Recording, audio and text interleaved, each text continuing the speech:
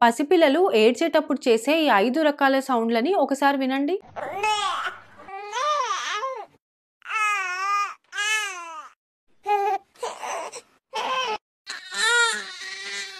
Hello, నేను doctor శ్వేత, మీ homeo doctor. పసిపిల్లలు ఏడ్చేటప్పుడు చేసే ఈ 5 సౌండ్స్‌ని డినీ డన్‌స్టన్ బేబీ లాంగ్వేజ్ ప్రకారం ఇలా డివైడ్ చేశారు. ఫస్ట్, ఆకలేసినప్పుడు పిల్లలు ఈ సౌండ్ చేస్తారు.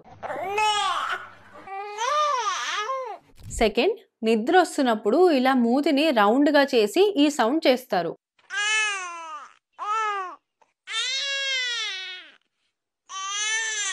మూడోది, వాళ్ళకి చిరాగ్గా, అన్‌కంఫర్టబుల్‌గా అనిపించినప్పుడు ఈ సౌండ్ చేస్తారు.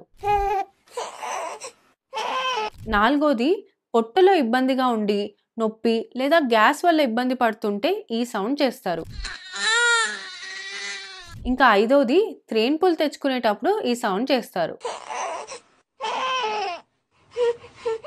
ఏ అమ్మకి ఇవన్నీ మనం చెప్పక్కర్లేదు. వాళ్ళ ఇన్‌స్టింక్ట్స్‌తోనే వాళ్ళు తెలుసుకోగలరు.